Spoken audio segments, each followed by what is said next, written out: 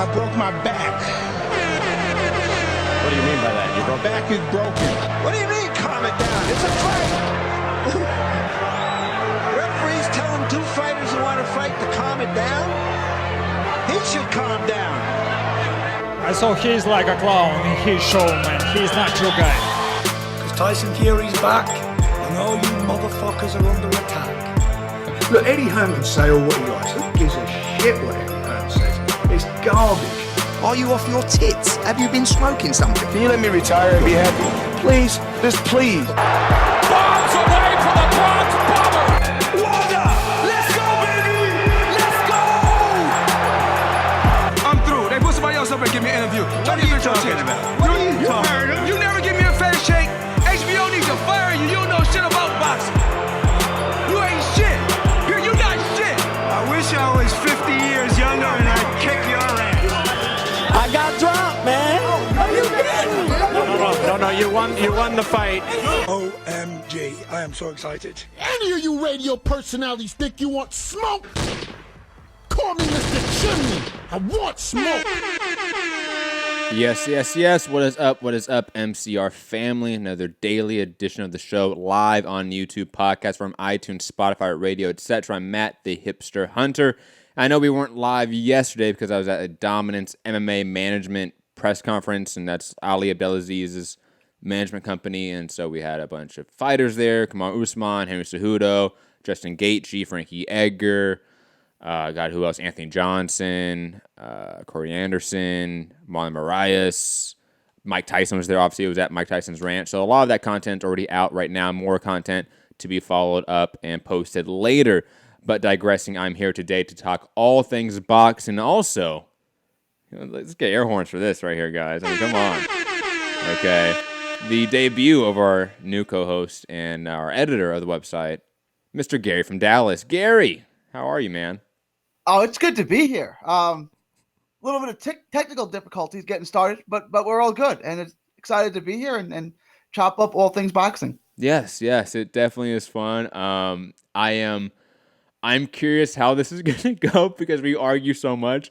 But the funny part is, Gary, in our you now entered into the group chat, right, of MCR. Obviously, Rob and you are going to be the ones that are beefing more than me and you. I mean, me and you I think are going to get along swell. It's Rob, man. Oh, the fanboys are just beefing. It's hilarious. I love it. Yeah, Rob is, I don't know. He's wakes up sending me messages. Text messages angry about how Tanahara sucks or Spence is going to lose or like, do you wake up with this on your mind? Like, where is this coming from? I said this in the chat. I'm going to say it again on the show. Rob is just so happy, guys, that somebody else on the show that's also a fanboy and maybe equaling him in fanboyism for their, geographical region they call home. And oh my God, it is so good. I loved it. It's, again, I can't wait for Rob and Gary to be on at the same time. That's just all I care about. That's going to be where the fun part of the show starts. But Rob won't be on. He's busy tonight with the family, and Foo's working. But we're here with Gary, and we do have, I was thinking going into this Wednesday show before yesterday's news cycle hit that, this weekend wasn't a big weekend, but, at least we had Usyk fighting, right? Ah, man. God, that weekend just got ruined. Usyk fighting Reese Witherspoon on some rom-com on DAZN. It's going to be fucking atrocious. But we have a lot to get to, and also not a ton of stuff in terms of big topics. But we do have some hardcore topics like Martinez versus Cristofer Rosales. I know, Gary, you're also a fan of the low weight classes. We might dive out the deep end for that one. But digressing, let's start it right now. Let's get into it. Terence Crawford has come out and to TMZ and said, quote, Errol Spence, take off the panties and sign the contract.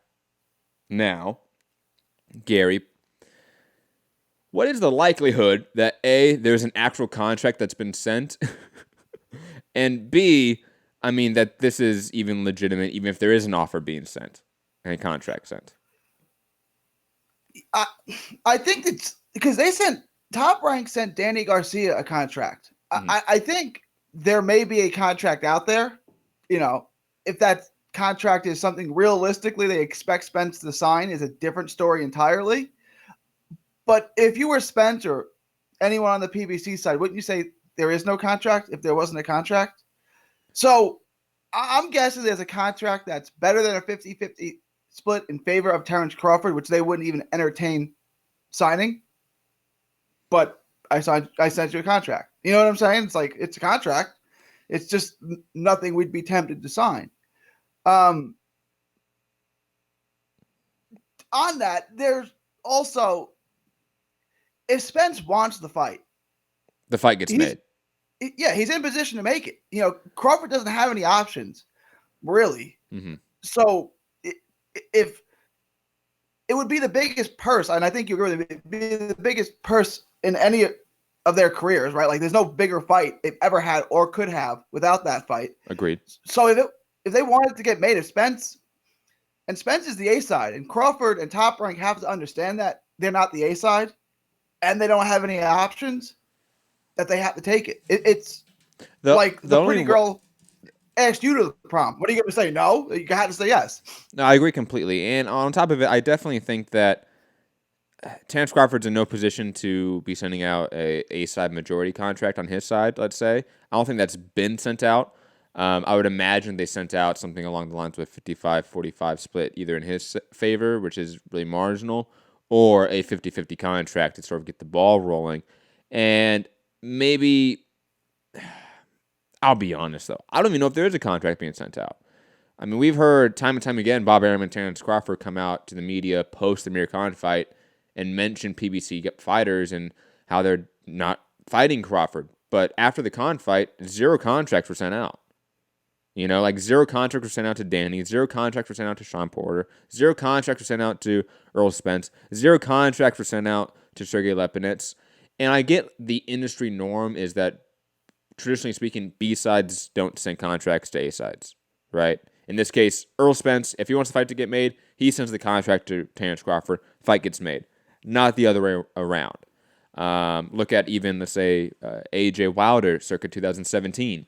Wilder being the one to send the $50 million offer, contract, whatever that was, beside the point. That fight was never made. Why? Because it's unlikely that happens when the B side's the one to sort of initiate the conversation and the negotiation. And on top of that is, most of the time, aggressive with it. However, it is good in getting the public to at least be interested in the matchup, to maybe get the public on your side.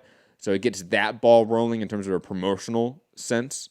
You know, if this is the first brick to be laid down in the late 2020 Crawford-Spence fight or the early 2021 Crawford-Spence fight in terms of promotion, I understand the sort of play here. But I think the play has been made fully aware they're not getting the Spence fight next. You know what I mean? Yeah, I think they realize that. And I think that Arum doesn't want to do a joint pay-per-view. Like, you don't think? You really don't think Arum wants to do a joint pay-per-view with this fight? Only with Spence. I don't think he would do. If I said let's do a 50-50 joint pay-per-view with Porter or Thurman, I don't think Arum wants. I don't think Arum wants to do that. He'll do a joint pay-per-view with Spence because Spence is the biggest star. Yes, agreed. But I think, like, if I said signed, sealed, and delivered for February, first quarter of next year, Thurman versus Crawford, you're into that, right? Or Porter versus Crawford. Absolutely. And, it would be Showtime pay-per-view, or probably Fox pay-per-view. Unless Heyman was going to let them come over here, over here as an ESPN, and take it for less than 50-50, that wouldn't get made either, right? If you did a 50-50 Thurman-Crawford fight, that's reasonable, right? I mean... And at this point in time, like I know Crawford is not going to... The seal on pay-per-views for this division at that top of the division has been broken, right? So like Crawford, Spence, Crawford, Porter, Crawford, Danny, Crawford, any Thurman, those are all pay-per-view fights. I think we have to accept that at this point in time, that in order to make these fights in that division, they have to be pay-per-view. And I think on top of it, like you say, and I think I fully agree, and I think everyone else will fully agree, the way to make those fights is a joint pay-per-view. I think Heyman and co., whether it be Spence, Porter, Danny, who else? Pacquiao, Thurman, whoever it may be, I think they're all game for a joint pay-per-view with Crawford, especially those other guys, Porter, Garcia, Thurman. I think those guys are if Bob Arum, Terence Crawford came to Heyman and those three guys and said, hey, here's a joint pay-per-view, 50-50, let's go, they would say yes. If whoever is not fighting Spence is saying yes. Whoever is not fighting Pacquiao is saying yes. Right? And at least that is getting the ball rolling to not only towards the Spence fight, fighting a common opponent maybe, but on top of that, adding to your legacy. Like, let's be honest, Crawford needs these other guys too. It's not like he can just fight Spence and beat him and he's the best of all time, or he's the best welterweight of all time. He's the next Mayweather. He's the next Purnell. No, I want him to fight these other guys in this division too. Why not? Solidify this legacy. When the Four Kings happened, they all fought each other eventually. I want all these guys to fight each other eventually. And Crawford's the one that hasn't fought any of them. And right now, at least those other four guys in the PBC sphere are fighting each other at this point in time. Kudos to them. They are. That's been a problem in the past where they, yes. But they're fighting each other now, and it looks like, Spence is going to fight Garcia. And I don't know, maybe we get a Thurman Porter rematch, and then the winner of that fights Spence again, which would put a Crawford fight off even more, but you're still getting really good fights. Like if Thurman beats Porter, then let's get Thurman Spence. If Porter beats Thurman in the rematch, let's do that again. The first one was good. Let's do it again. So it's a win-win. Yes. And really, if Crawford wants that fight with Spence, he's got to do what Floyd did against Oscar and just make every concession. Like, okay, I'll sell the fight, but whatever he wants, I'm willing to do it because I need that fight. And I'll be a star, and I'm betting on myself that I'll win that fight, and then I'll be the star of the sport. But without that, I mean, the key to this Green Machine or Kell Brook or who? Oh yeah, I agree. Nobody cares about these fights, and I was even on the sort of bandwagon, I guess, of saying, "Hey, go offer Kell Brook the bag. At least get that name under your resume. Make it a catchweight. Doesn't matter. At least get that fight. He's the one guy that's sort of he's connected to Eddie Hearn and Matchroom in the zone, but not really. You can get him. It would be easy. He's a name, former champion. It would make sense. But at this point in time, I feel like the public just doesn't care anymore. Like the consumer, the buying public, they don't want to see Crawford Kell Brook. Like if that's pay-per-view, and it would be on ESPN, let's be honest, that would do Amir Khan level numbers, if not worse, to be quite honest. So I think that you have to gamble. You have to take the short end money on a Porter fight. I think that's probably the one that makes the most sense. And let's say down the line for a Danny fight or a Spence fight, a rematch clause is obviously going to be attached to it in some aspect. That's going to be the defining factor on how Crawford's business acumen is sort of graded, because you can take the short end money on that first fight with Spence, but if you win and you sort of betting on yourself, don't do an Andy Ruiz style rematch clause where the money is already set, and he topped out at a certain number and he really couldn't get probably his full market value. Crawford, learn from that mistake from Andy Ruiz, please, because in a rematch if you beat Spence, you should get a lion's share. You should get 60-65% of the revenue split.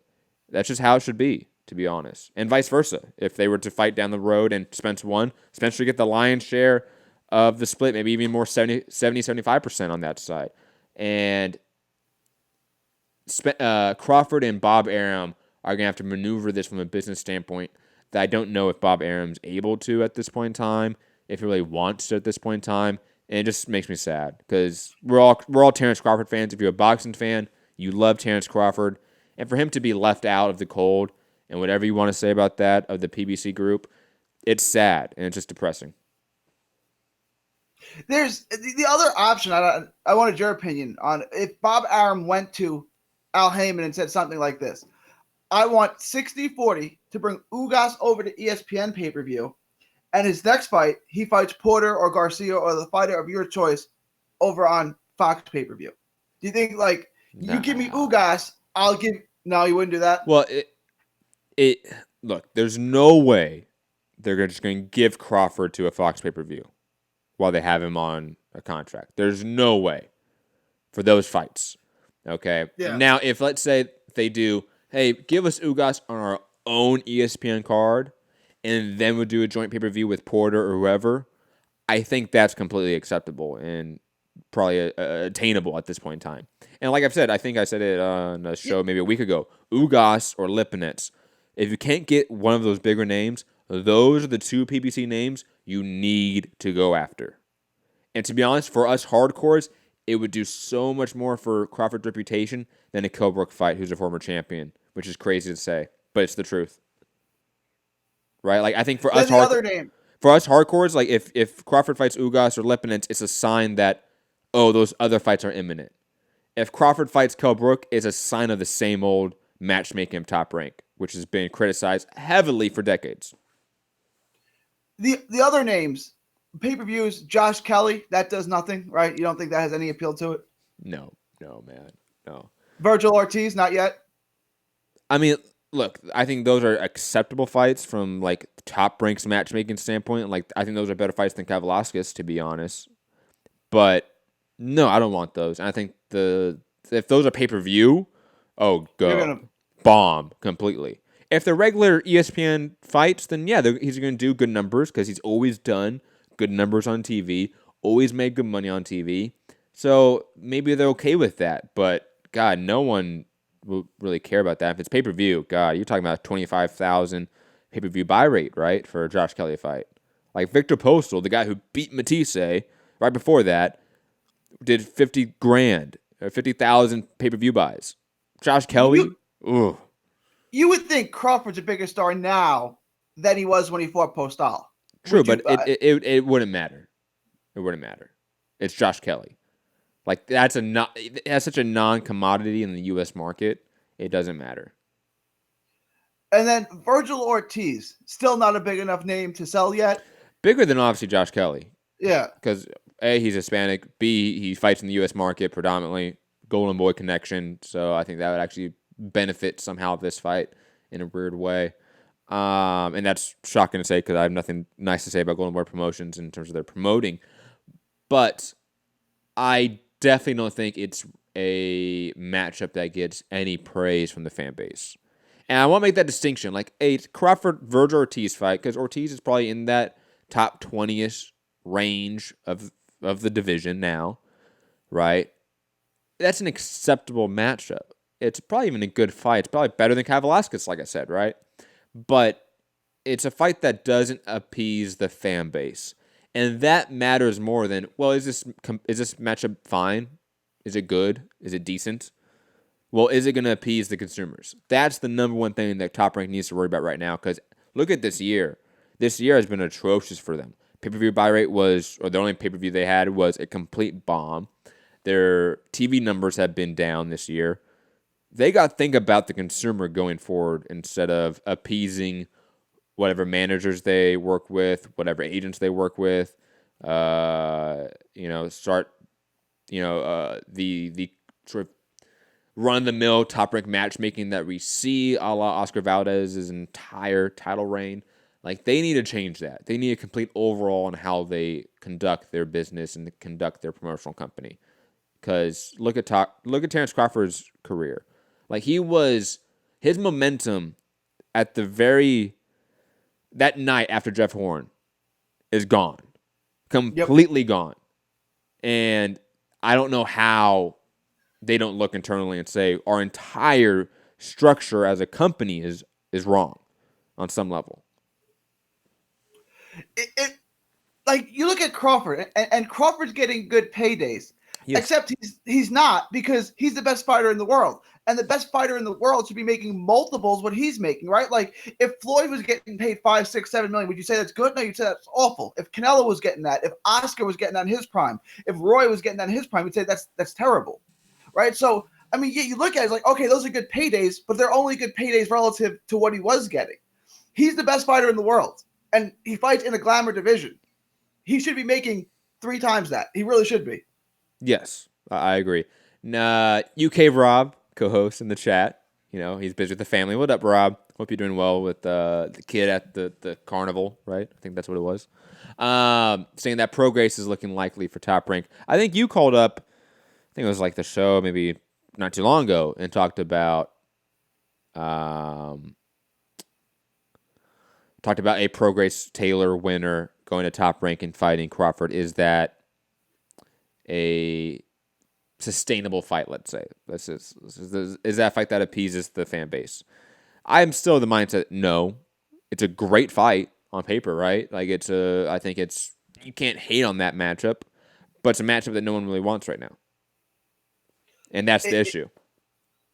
It's true, but if Aaron's not going to make any concessions and work with Al Heyman and understand that he's the B-side and that Heyman's in control, it's the best fight you can make. I mean, take out all the PBC guys, take all them out of the equation.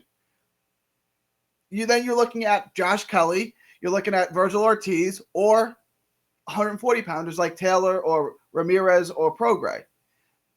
That's and I don't want to hear that there's the smaller guys because Crawford comes up from 35. Especially Josh Taylor. Josh Taylor, if Taylor won, let's say, and we both don't think that's going to happen, but I wouldn't rule it out. So let's say Taylor wins. He's not going to be much smaller than Terence Crawford. Agreed. Again, it's not. It's a matchup that is, I mean, one of the better matchups you could probably make for Terence Crawford outside of those PBC names at the top. But it's not what the fans want. And that is the fundamental issue right now with Crawford's career and his reputation with the fans. He's doing stuff the fans don't want. It sucks that Top Ranked's in that position, but they're not in position to make what the fans want a reality. PBC's in that position, and they know that. And they've been doing it. Right. And if Crawford can get 40% against Spence, honestly, he should jump at it because you don't have any other options. I mean, you could realistically both make $8 to $10 million on that fight when it's all said and done. I think it does 600,000 pay-per-view buys at least. Like I think it's 600,000-700,000. I think it's that big of a fight if it was made. You're not getting. You just did 175,000 pay-per-view buys against Amir Khan. So even if you got the lion's share of the purse, the lion's share of zero is still zero. You know what I'm saying? Like your most lucrative options are playing B-side. Yes. To Al Heyman's guys. Absolutely. Yes. No. Like he will make more money playing the B side for those guys and being the A side to Kelbrook, Ugas, Lepinets, Ortiz, Regis Prograis, whoever. He will make more money being the B side to a Errol Spence or a 50-50 matchup with or deal with a Sean Porter than he will be as an A side to those guys. Absolutely agree. For the sake of time, let's move on and talk about the complete disaster that is Oleksandr Usyk's heavyweight debut. Per Keith Idek, obviously Tyron Spong being popped for PDs. I did a reaction video, I want to say a day or two ago. But his replacement opponent, per Keith Idek, is Chaz Witherspoon.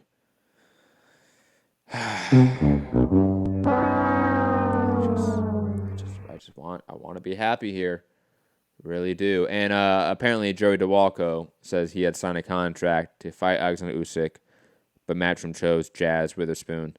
Quote, this is bullshit. His words were, they wanted an easy fight on short notice. They fucked me. Per Joey DeWalco. Gary, how frustrating is it as a fan of Usyk to just see him lose all that momentum? Similar to almost like Crawford in a way. Lose all that momentum from that World Boxing Super Series tournament. The Tony Bellew win as well, which I think was a big win. And just do nothing with it and spin down the drain. I want to preface this with, I am flying out to Chicago to go to that fight, so this is going to sound a little hypocritical, but no, this fight, I mean, the other guy, Sponge, I had never heard of before. Chaz Witherspoon is, unfortunately, I do know who he is, and unfortunately, I know how bad he is. Yep. So it kind of, even if Usyk goes in, schools him, styles on him, and knocks him out, which I'm expecting. So what, right? I thought Dworko, people know Dworko, and that quote you just read from Dworko does sound exactly like something he would say. Yes. Okay, Dworko's a guy, he's a rugged guy. He usually fights competitively, but loses. So it's like, okay, if Usyk outclasses this guy, that's a good sign. If he gives him a fight, okay. Dworko gives lots of guys a fight, so it's a good test for him. So I like that fight. Agreed. For what it is, right? I'd rather see it. For a week's notice, it's Yeah. Jordan Walker, like you said, has given everyone tough fights. People in the top 10, top 15. It would be a good barometer for how Usyk would look in the heavyweight division. Chaz Witherspoon, a.k.a. Reese Witherspoon, not so much. Not so much. How did they even come up with that name? Like, who said to them, I got an idea, Chaz Witherspoon? Like, I didn't even know he fought. Like, I hadn't heard that name in years. Like years. I said, he beat a guy named Ty Cobb, and not the baseball player, who's from North Texas. Not a couple years ago, probably 10 years ago. That's the last time I heard of him. Like, I was shocked that he was only 38. I thought they were going to tell me he was 43. I was like, Chaz Witherspoon. When was the last time he fought, win or lose, fought a relevant name? And by a relevant name, I mean a top 40 guy. Look, I'll be honest. I didn't look it up. I didn't do any research for Chaz Witherspoon for this show because why? Like it's in his name. His name is Chaz with 2 Z's. I don't know if that's the normal way to spell Chaz. I don't know, but that just seems extra wrong when your name is already wrong on its surface. I'm so frustrated with Usyk's heavyweight run, which has just been non-existent. I mean, Takam was like, it was a good barometer. Then it was like Tywin Spong. I mean, he's done nothing in boxing. Had a great kickboxing career. Phenomenal kickboxer. Like, if there's a kickboxing Hall of Fame, he's probably going to be in it. But, I mean, God, like, who gives a shit? He hasn't been relevant in a decade. And now we get Chaz Witherspoon. Again, hasn't been relevant in probably near a decade. And I said this on the reaction video to the news of Spong's PED test, that I don't know why they even went this route to try to get this sort of test fight for him at heavyweight. Bellew was that, in my opinion. Even though he went down to cruiserweight, and that was technically a cruiserweight fight, Bellew to me was the heavyweight barometer test, to be honest. They could have jumped the gun and fought Chisora, Parker, early last year even. Obviously, he got injured and, things happened, but that should have been the plan from the get-go for his heavyweight debut, not these guys. This automatically ruins the momentum from that Bellew win and the World Boxing Super Series domination that he had against Murat Gassiev and Marius Briedis and Marco Huck and others. Like, I just don't understand why they thought, let's go from Gassiev, Bellew. Let's drop it all the way down to Takam. Oh, shit, he doesn't want to fight anymore. Let's go down to Tyrone Spong. Oh, fuck, he got popped for PDs. Fuck, let's go to Chaz Witherspoon. I just want to know what the thought process is. Honestly, I just don't get it. And, like, maybe Usyk didn't want to fight Joey DeWalco on 4 days or 5 days notice. He's entitled to that, to be honest.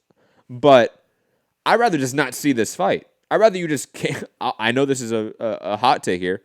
Cancel the fucking event. Refund the tickets. Sorry. Okay?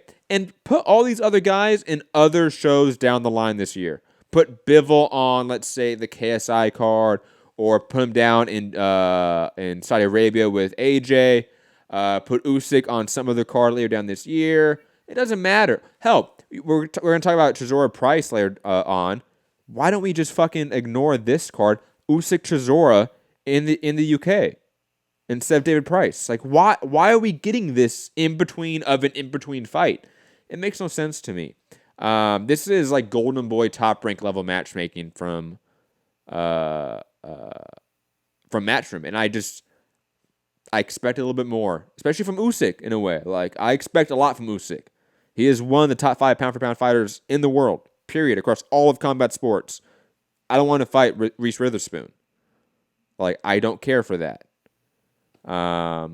Gary, any final thoughts on Usyk and the Witherspoon fight and the disaster that it is?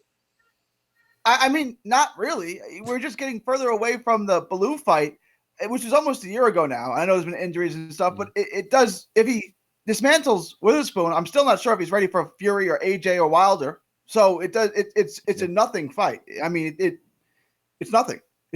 A stay busy fight is the best that you can call it. Which at Usyk's 32 now, 31, 32. Mm-hmm. It's like fight Chisora. There, that's a good fight. You know, I think they wanted to see how he did against a full-size heavyweight like Takam. Against Takam's decent. You know, it's like Dwarko. He's a reasonable opponent. And they wanted to see, okay, how does he do against a guy who's 240 pounds? I don't know how big Witherspoon is, but it doesn't matter because it's levels and levels and levels. You have a top 5 pound-for-pound guy against a completely irrelevant non-top 50 heavyweight. It's just, no, the fight's nothing. It's a non-event. Chase Athletics in the chat bringing up how the connection of K1 kickboxers turned boxers popping dirty. Dylan White, Joe Miller, Terence Spong, all K1 kickboxers, all glory kickboxers. Look, kickboxing as a whole has a very significant issue with PEDs because there's just no regulation at all in those sports. That's why. Similar to like Brazilian Jiu-Jitsu, like there's rampant PED use in Brazilian Jiu-Jitsu because there's zero regulation. There's zero money to regulate those like smaller combat sports per se, right? Moving on to the rest of this weekend for fights and this card. Dimitri Bivol fighting Lennon Castillo. Anthony Sims Jr. fighting Morgan Fitch. Jessica McCaskill fighting Erica Faraz. TJ Doheny back from that great fight with Daniel Roman. Josh Hernandez on the card. Artur Basilinov and Arthur Jones III. Some other sort of notable prospects. Gary, any thoughts on the undercard of this Chicago DAZN card that you're going to be at? No. I'm looking forward to seeing Anthony Sims. That's it. Like that's the highlight of the card. Hey, Bivol, you're going to see Bivol like Sean. I don't even know that's going to be on the main telecast, but that's really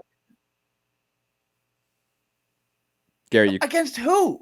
Gary, you cut out there for a second. Yeah, I'm going to see Bivol. Yeah. Against who though? Right? Like. No, of course. No, yeah. Yeah, but the same thing with Sims. Like you're gonna see him, but like Morgan Fitch, who's Morgan Fitch? No idea. Just a really weak card overall. Let's just be honest about it. Sort of digressing to Friday, I believe it is. Yeah, Friday. And on ESPN Plus in Belfast, Jay Harris versus Patty Barnes on the card. Terry Flanagan on that card as well. In Mexico City on Telemundo, Gengan Lopez in a crossroads fight against Armando Torres. Definitely if Lopez loses this fight, it's a sign that he's probably done.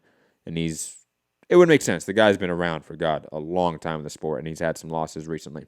Also on Friday, a card that is near and dear to our Italian co-host over here, Gary, DAZN Italy, having Fabio Turchi. Turkey, like the food. Oh, Turkey. Versus Tommy McCarthy and some other guys on the card. UFC Fight Pass, Chad Dawson making a return. Oh, my God. In Hartford, Connecticut versus Dennis Gratchev. Actually, not a bad fight, per se.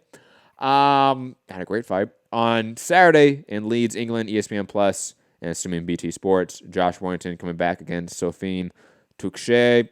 Awful matchup. I mean, that's going to be just a one-way traffic. And honestly, the rest of the card, not too impressive. And honestly, a ton of TBAs at this point in time still. And that's it for fights this weekend for boxing. It's kind of a dead weekend, but don't worry. Next weekend, we get Vajdic versus fucking Better Beef. Yes. It's too bad no one outside of maybe 1,000 people care about that fight. But it doesn't matter. That fight's fantastic, and I'm going to be hyped for that one. But that's next weekend. We're going to sit through a bunch of shitty fights this weekend. Gary, any thoughts on any of the fights coming up Friday or Saturday? Just the Josh Warrington fight. And to get that soft of a touch, right? Like, why? I know, okay, he's fought an incredibly difficult breed of fighters over the last year and a half, whatever. But why that ridiculous? I know it's a homecoming fight and they want to get him a win, but I don't even know who that is. Like, why that soft of a touch? Why not just give him a name, even if it's an old veteran? I don't know.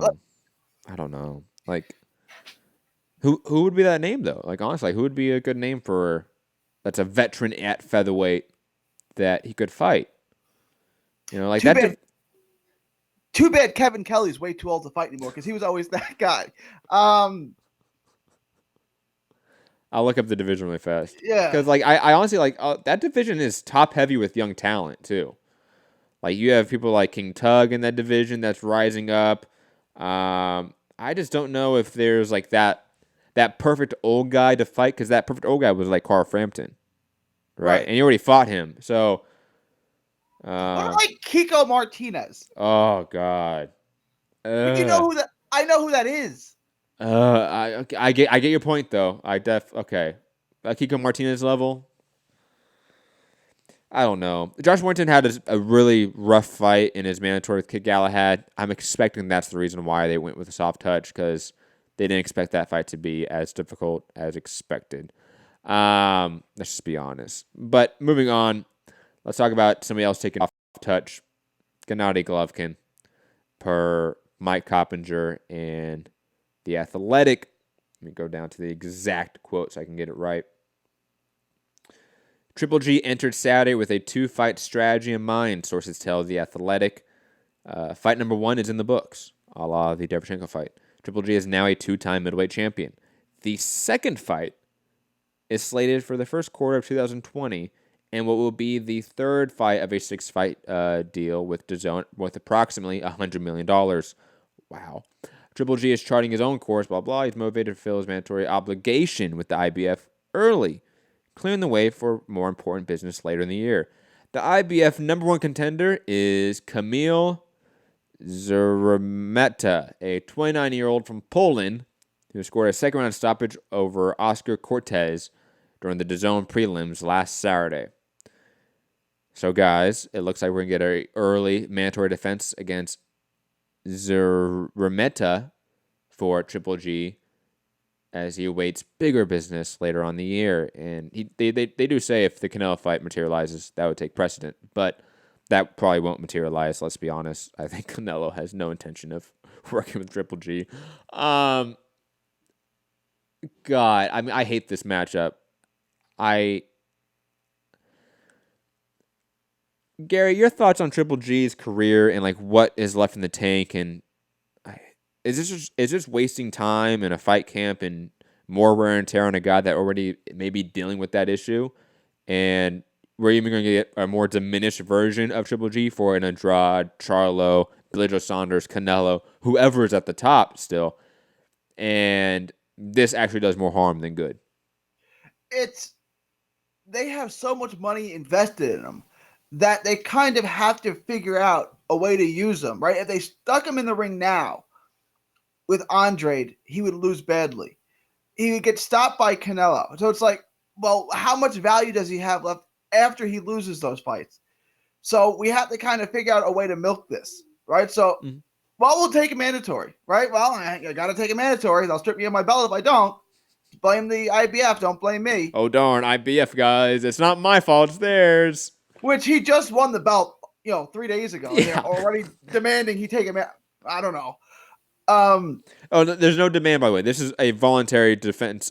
Not voluntary defense. Okay. It's a voluntary sort of picking of your mandatory defense. Like, there's no demand or order from the IBF. Like you said, he just won the belt. That usually doesn't happen. So, no, this is them saying, no, we're just going to get out of the way, guys. And then what? Yeah, I was thinking this, and it's ridiculous and everything, but you've heard Oscar talk about Canelo fighting Spence, right? Like, that was a rumor they floated. Yes. With Crawford having no options. Stop. That's a fight that Triple G... okay. But think about, like, how do you make that fight? He's the zone fighter for 6 fights. It's ESPN. Like, ESPN and Fox, you can see how they can just have co-network pay-per-views. DAZN, which is a streaming service with a terrestrial TV company like ESPN, I don't see how that works.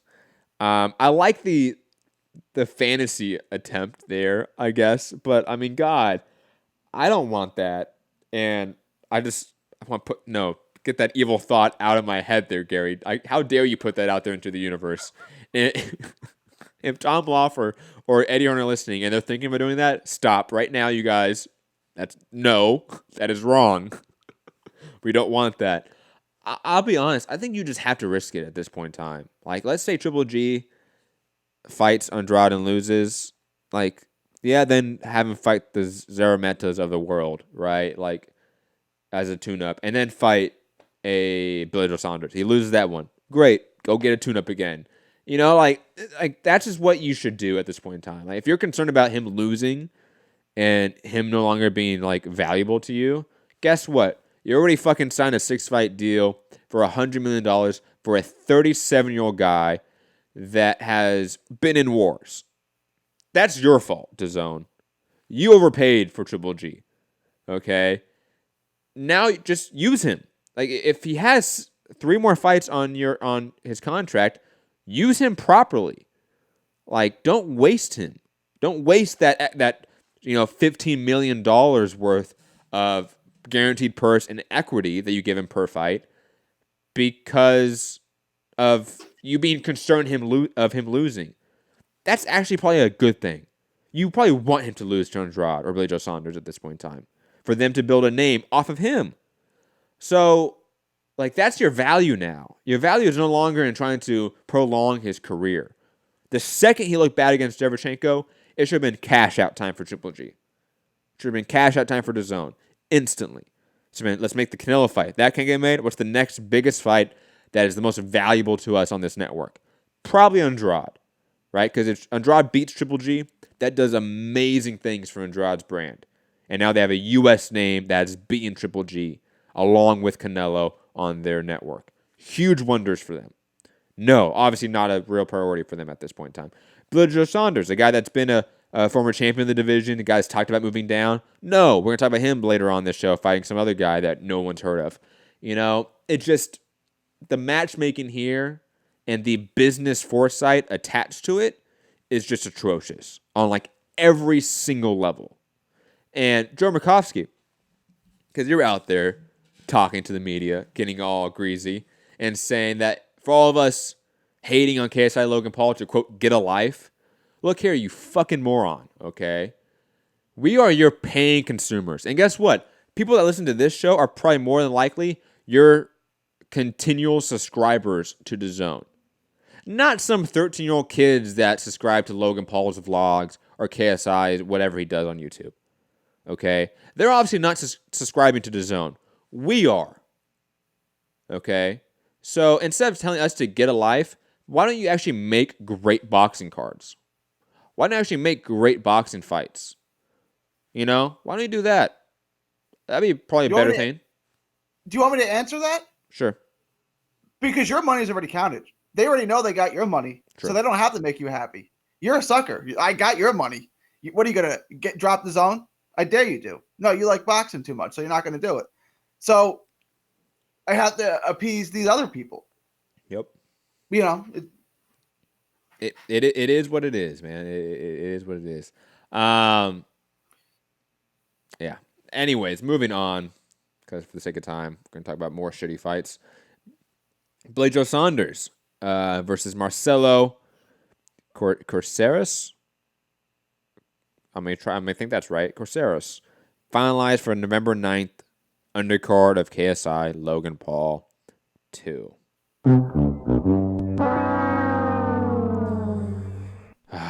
Like, this is bad. Like, Billy Joe Saunders has had a career of bad matchmaking. This is really bad, and on top of a really bad card. And if you're going to try to entice the hardcore boxing fans, don't make these matchups with the names that we care about, right? That's the thing that I don't understand. Like, if you're... Hardcore boxing fans don't want to see bullshit sort of tune-up fights for guys like maybe a Billy Joe Saunders or a Devin Haney against Tanahara, and a KSI Logan Paul main event. No one, like, really wants to see that. And as media, I don't want to cover that. Like, you make it hard for me, and it's my, like, I get paid in a sense with very little ad revenue to cover events, right? And I don't even want to cover it. Like, I don't feel like it's worth my time or my energy. So, Gary, thoughts on Billy Joe Saunders' new matchup against Marcelo Corceras on the KSI Logan Paul undercard? boy, we really need Haney to fight Tanahara on that card for it to have any appeal. And even then, because I mean, even then, I don't care. Right? You like do a little bit. No, a little bit. Not really. Like I'll watch that fight and I'll just drop off. I'll do something else that night. You know what I mean? True. Yeah. Like I don't need to sit there and watch Joe Saunders like box circles around a guy that no one knows or cares about and beat him up in 6 rounds and then see a KSI Logan Paul fight. Like that's not appealing to me. If Haney Tanahara fight's there, I'll watch that, but that's all I'm caring about on that card. Clearly. And even that, that's for like the hardest of hardcores. And you know with Billy Joe, it's going 12. We got to see the scorecards. Because Billy, or if he stops him, he'll stop him in 11, right? It's like you can't get this over with early. You know, it's going to be painful and it's going to be long. That's the problem with Billy Joe. It's going to be one-sided. He may not get hit in the entire fight, but it ain't going to be over quick. No, I mean, who gives a shit about that card anymore? Let's just be honest. Let's talk about a fight that I think we both will love and care about. Julio Cesar Martinez, the guy that had a no contest with Charlie Edwards, and Charlie Edwards, vacated the title and moved up and doesn't want to fight anymore, be that as it may, is now fighting Cristofer Rosales for that vacant belt. Gary, as another big fan of the low weight classes, thoughts on this matchup, Martinez versus Rosales? I love the matchup, and I'm guessing most people are going to lean towards Martinez. I think Rosales is really good. He is. I'm still going to go with Rosales. I think he's not going to win. Look, I'm telling you, man, Martinez is the fucking truth. What he did to Andrew Selby, what he did to Charlie Edwards, and they robbed him from. Look, I'm sorry. Like, this guy is something else. Like, you know me as well. I'm a huge Tanaka fan in the weight class, right? Tanaka, I think, is arguably pound for pound. But holy shit, Martinez might be the best guy in the weight class. Like, I might be in a position here where, like, Crawford Spence, I just have to, like, push down my inner fanboy of, like, Tanaka and Crawford respectively and say, yeah, these two guys, Spence and Martinez respectively, are the best guys in their division, clearly. And they may not have the win to signify that yet, or more so Martinez than Spence, but Martinez is clearly on that path. And if Martinez brutalizes Rosales in any sort of the same fashion he did to Selby and Edwards, man, he might be pound for pound. And we don't realize it because he does no media. He doesn't speak English. He's in the low weight classes. No one knows this guy. But clearly the guy is talented. Clearly the guy is a good boxer. Clearly the guy has insane power for the weight class. I mean, I don't know. I'm picking him against Rosales here in a fun back and forth fight where I think Rosales is going to try to keep this fight in the mid range and the long range, and he can't because Martinez is that good. Ellie in the chat saying he robbed himself. It's okay, guys. It's okay. I agree. I mean, look, you said that Martinez doesn't have the win. He does have it. It's over Edwards. But that being said, he hit him when he was down. He deserved to be disqualified. Yes, right? he did. Yes, of course. No. And if you hit someone that's grounded and they cannot continue, it has to be a DQ. Like, that's just kind of how it is, to be honest. Andre Durrell knows that, and he executes it to perfection. But yeah, I love this fight. It's also going to be it's tentatively scheduled for December 13th. Assumingly that is going to be the Daniel Jacobs card with Chavez, another Mexican, so Martinez, you have that connection with Rosales, everyone. And who else? I think Estrada is supposed to be on that card as well. So it seems like they're packing that card with a lot of Mexican talent, which I'm in favor of. The only thing is, why is that fight in New York? If you're packing it with Mexican talent, makes no sense to me. But hey, Daniel Jacobs is on the card, so we got to put it in New York. Whatever. Any other thoughts on Martinez versus Rosales, December 13th? Probably on the DAZN Jacobs Chavez Jr. card. So it's going to be in the Garden. Is that? Yes. Okay. Don't you think Jacobs is big enough now where you could sell him in LA or another market? Sell him to what degree? Like, I think he could probably sell 10,000. Okay. The Forum. If they did the Forum in LA, not Staples Center, the Forum, I think it would do amazing. Especially with the Mexican talent that's on the card. That's what I'm It's saying. going to sell out instantly. It will. Or maybe not instantly, but it's definitely going to be a sellout crowd. When you have Estrada, Martinez, Rosales, and Chavez Jr. on the card, and you have Chavez Jr. on the card. Like, why not make it LA and tap into the Mexican fan base? Because, like, for those that don't know the U.S. market, and like we're talking about DAZN here, so maybe that's the issue here, right? Like, DAZN's not of that mindset that, hey, this Latin demographic in New York is very different than the Latin demographic in the Southwest U.S. It just is. And there's not a ton of crossover as some might really hope. You know, like Puerto Rican fans aren't really out there rooting for Mexican fighters. I think, like, some of these people in the zone think they do or they will. Because Chavez in New York makes no sense. You got to put him in Vegas or L.A. And again, you have Estrada, who has done great numbers in L.A. in terms of just gate revenue and gate numbers. Like, why not make it a Forum fight where you can sell 11,000, 13,000 tickets and it be a sellout and it's a great atmosphere, a great crowd? It makes no sense to me. I don't get it. That's where I would put it. I think the Forum is a great place to put it. It's a big enough venue, Yes. 10, 12,000. I think Jacobs is a star. You know, he's got appeal, kind of, sort of. He just fought Canelo in a fight that, like, my casual good fans point. wanted to, how do I watch this fight? No, very good point. And on top of that, it's just a good connection. I mean, Canelo, Mexican star. Chavez, probably the other second biggest Mexican star in boxing. Excuse me. You're going from fighting Canelo to Chavez. You're still tapping into that fan base. Like, it's still probably going to be a relatively big fight for that audience and that demographic. Why not put in LA? It makes no sense. PSK, St. Jacobs has lost all his elite level fights, though. Parag, Triple G, and Canelo, he won't sell in LA. No, you're right that maybe Jacobs on his own will not sell in LA. That's why I hesitated at first when Gary said that. But look at the rest of the card. You have Julio Cesar Chavez Jr. on the card. You have Juan Francisco Estrada on the card.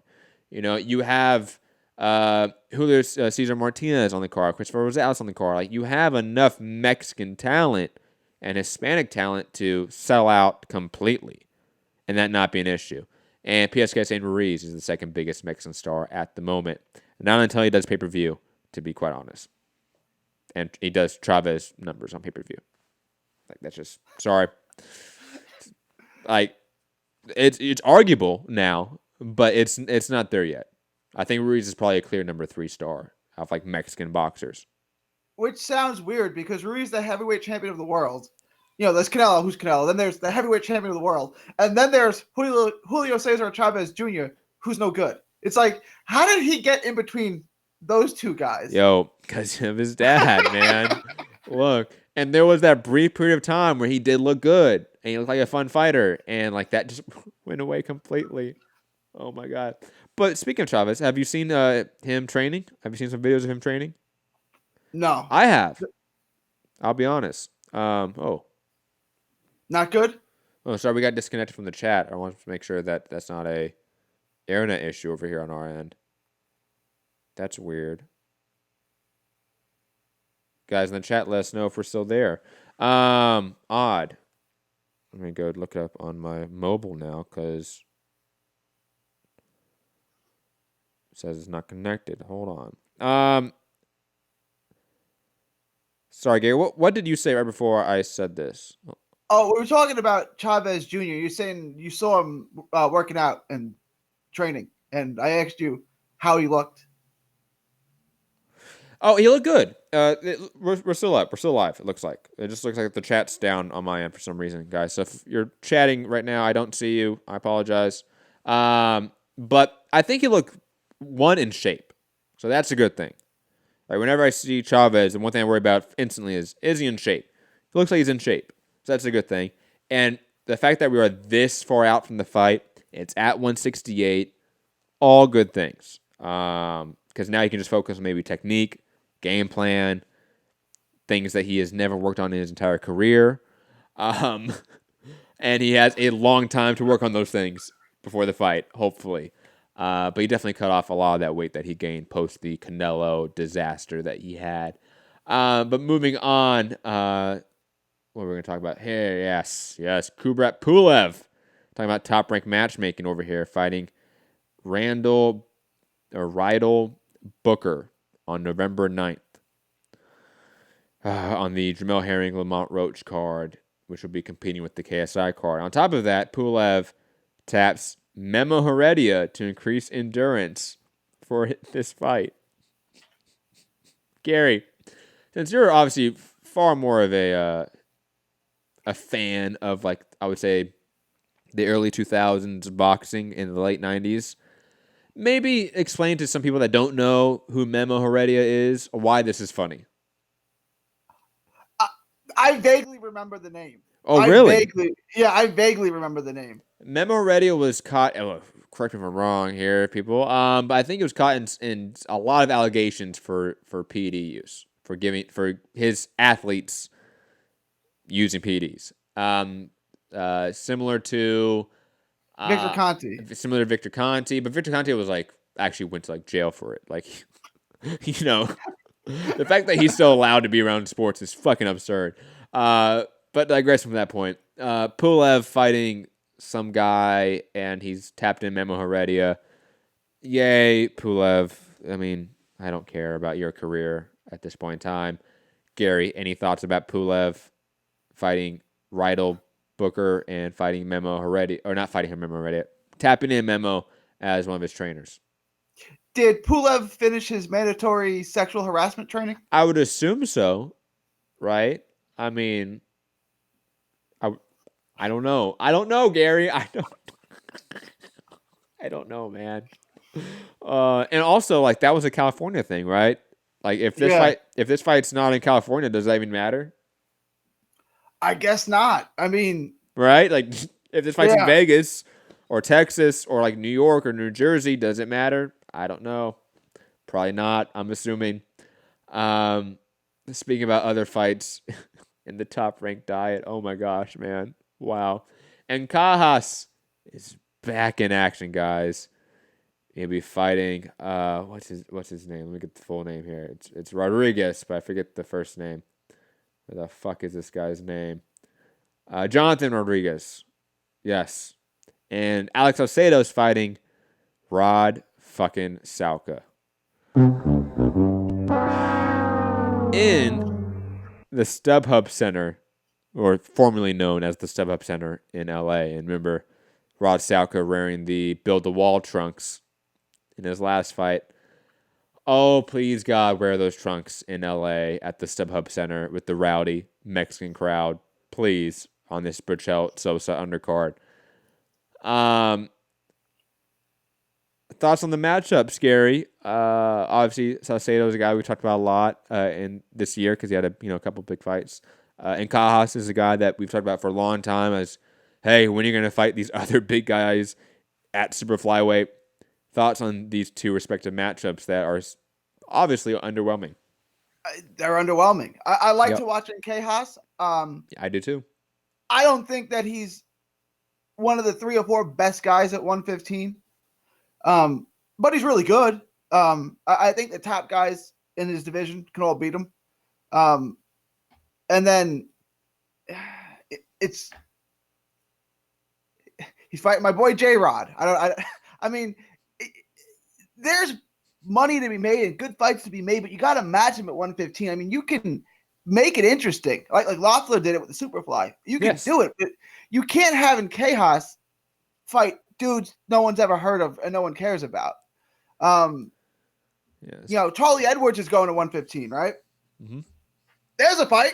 Do that. And Cajas and Charlie Edwards. That would excite me. But you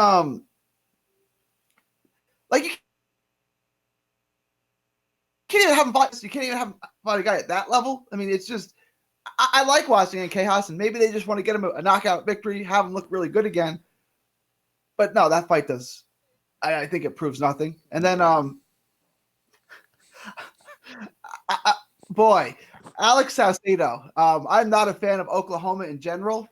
Oh, you Texas bias right there. Look at Yeah.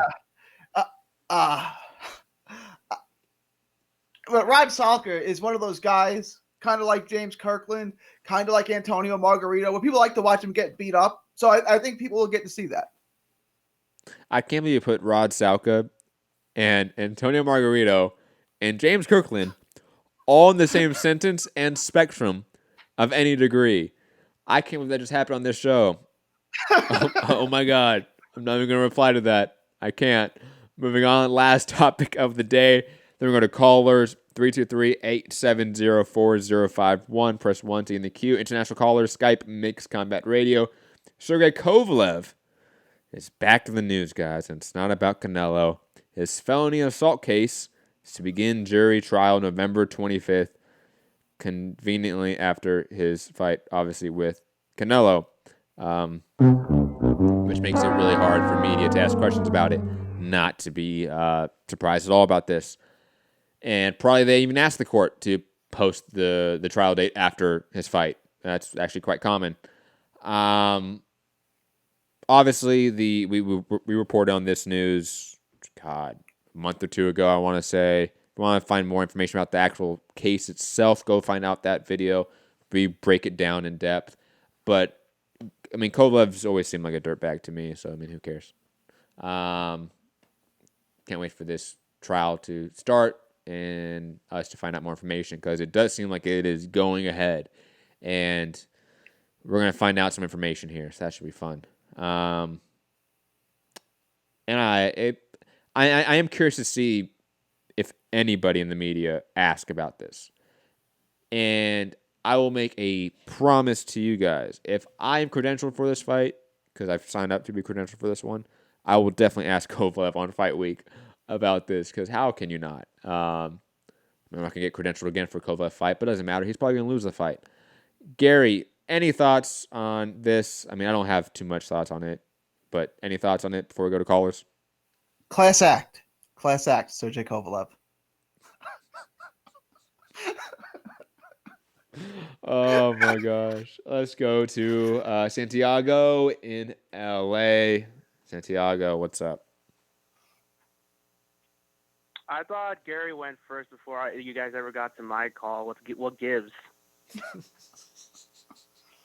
I'm sorry, man. Gary didn't call in today, man. You know how it be. Damn, Gary, when I really needed those hour-long calls for you to let me get through the day, for shame. Welcome to the panel, dude. It's nice to see you on here and everything. It's almost like a dream come true for me. And let's just get to it. First things first. Matt, by any chance, do you remember what was my first comment when we heard Crawford's post-fight interview after the Postal win? Oh, no, I did not. His responses were very high school-ish, and listening and reading what he said to Errol Spence on Twitter was just kind of still more high school shit right there for me, if you ask me. I largely agree. I mean, you can make high school. You can make high school like shit talk work, but Crawford doesn't really make it work. Yeah, we've always known that he's never really been much of the, reflect your fighting and your talking guy. But when he does try, it just seems very almost cringeworthy. And that's a good point I want to make. This is I'm sorry to interrupt you, Santiago. I want to make that point clear. When he tries, it doesn't work. But when we saw him and Spence meet each other backstage, right at, I forget what fight that was, that worked. Those two guys drawing back and forth, that worked completely. Why? Because it was natural.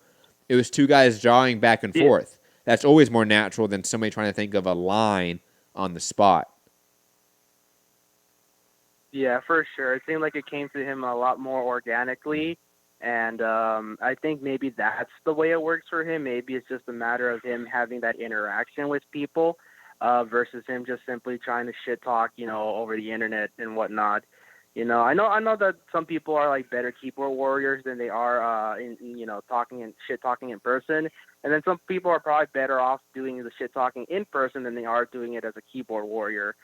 So I don't know. Maybe he should just leave the shit talking to doing it at the press conferences or backstage when he's at a fight and whatnot. But I don't know. It's pretty much my take on that. And then obviously, like you just said, it's a very dead week of boxing. Everything kind of just went to hell with Usyk and his heavyweight debut. We went from Takam to Spong to Chaz Witherspoon, who I haven't seen fight since he took on Chris Arreola. So it's just kind of like, Jesus, man, how rough can one guy get just trying to have his heavyweight debut at that point? I agree, man. I agree. It's for an Usyk fan, it's been rough to watch, man. It's been really rough. It's been a bad year as an Usyk fan. Yeah, man, and like Gary said too, like that belly win is going so far away now, like to the point that I'm like, God, when was that fight at that point? Like, I remember when they were first talking about having that heavyweight debut, that was still pretty fresh in the mind, and now it's just kind of like, I'm like struggling to remember him when he was still like competing in the finals for the World Boxing Super Series. Is how far out of the way he's been for me lately. That seems like eons ago, man. Like the Garcia fight on Cloud TV pay-per-view seems like a legit another lifetime ago. It does. It really, really, really does. And like, you can't help but wonder, like, like you said, there were a variety of different ways it could go. With the way the fall was going and the route they were choosing, granted, it's probably not anything either one would want, but like, yeah, cancel the fight, refund the tickets, or and postpone the debut for like another time when you can get an actual credible fighter at that point. Because like, Usyk is the goods, and I could imagine them probably trying to find people who would be willing to take the fight on last minute notice, and then probably not wanting to because they know that he is the goods. Quickly, so quick news update, guys. Let me get the breaking news out here for this one in a completely non-ironic way.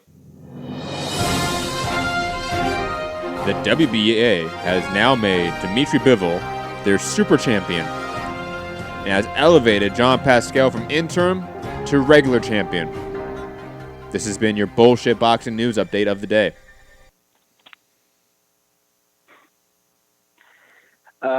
Yeah, no comment on that one at that point. And really, we can't have much comment on the rest of the topic. Billy Joe Saunders having another shit show as a fight, on a glorified exhibition bout between two YouTube personalities. It's just kind of like, kudos to those two for being able to do that for themselves. But like, it's like you said too, dude, like for the hardcores alone, it's kind of like, dude, why are you making these fights? Like if you're trying to like appeal to casual and stuff, like you'll look good and stuff, but you're not going to leave any kind of memorable impression for anybody at the end of the day. And like, really, just like Usyk, that David Lemieux win feels like another lifetime ago now. I remember when everyone was pretty much picking Lemieux to just beat the shit out of Billy Joe Saunders, and Billy Joe Saunders just goes out there and puts on a beautiful boxing clinic against that guy. And it's like, you don't get better than like getting a guy to throw and miss a wild punch and just looking at it like, where the hell is that punch going? Like that was classic. And that's like, man, agreed. You gotta wonder like what his career is gonna boil down to when it's all said and done, because like you said too, he's a young guy, but he's got that old man mentality already, and you gotta feel bad for whoever feels like this guy had what it took to be up there with like the best, because he does, but he's not capitalizing on it. He's not doing anything to reinforce that thought. It's just another fight that basically belongs on a card like KSI versus Logan Paul too, if we really think about it. Agreed completely. And I think if they were going to go down this route, it would have just been better to do just all YouTube stars and make it a YouTube boxing event, and not really try to make us care about this bullshit. And on top of that, then degrade us actual boxing fans for not caring about KSI Logan Paul. Like, that is such a bullshit PR talking point, Joe Makovsky. You should know better than to talk down to your main consumer at this point in time. Because there's not football fans subscribing to DAZN. Sorry, your change-up show, it's not baseball fans subscribing to DAZN. It's boxing fans. And even on top of that, I would say this. It's not even MMA fans subscribing to DAZN. Like, it is predominantly boxing heads. Even MMA fans are still like, DAZN. Like, DAZN, haha. Like, boxing fans talk about it as a legitimate thing. Because why? We consume it, actually. It just, I don't understand their actual strategy when it comes to trying to court boxing fans, trying to court other fans of other sports. It seems like there's really no overall strategy. I know John Skipper had a in-depth interview recently that I'm going to check out. I haven't checked it out yet. And I know there's a part 1 of the interview as well, so I know there's a part 2 coming out soon. But maybe there's something in there that is enlightening in terms of, I now get what they're trying to do. But right now, I don't see it. Yeah, agreed, man. And, not much else to say at that point. So if you or Gary have any questions you guys want to ask me about any of the topics or even off-topic things you might have thought about on the show, feel free to shoot. Otherwise, that's my call. Thank you for the call, Santiago. As always, Super Chatter, Ramon, Big R, one of our big-time Patreon supporters, with an MCR Super Chat post. Thank you, Ramon. Always appreciate that. Well, guys, it's that time of the day, but don't worry. I'll be back at 5 p.m. Pacific time on ShareDog.com YouTube's page. I'll be co-hosting with Anthony Walker, The Trenches. Going to be talking all things MMA, taking your guys' live questions and topics as well. There was a post on our community page on YouTube, basically asking for topics and questions as well. Either tomorrow morning or Friday morning, I'm going to do a special Patreon edition of Championship Rounds, answering all of those. So go drop down a question topic in that community tab. Post. What else? Later tonight, a Joker review will be out on Trending Now Network. You're going to love it. I went in depth, and it's a great movie. Go watch it. Go get your own thoughts, and then come back and watch this spoiler-filled review of The Joker. That's it. Find me, Matt Hunter, MCR, all platforms. Definitely check out our interviews. Me and Anthony Walker did interviews for ShareDog and MCR yesterday with Mike Tyson, Kamaru Usman, Henry Cejudo, Frankie Edgar, and more coming out later. But that's it. Gary, where can the people find you at? Find me on all forms at 3D Boxing. This was a pleasure. This was great. Look forward to doing it again. Hey. I hope I didn't bore you guys too much, but please follow me all forms of social media at 3D Boxing. And obviously find me, Matt Hunter, MCR, all platforms. If you want to find the show, it's right there below in the screen, right there. And also in the description if you want actual links. Have a great day, great evening, great night, wherever you are. Peace.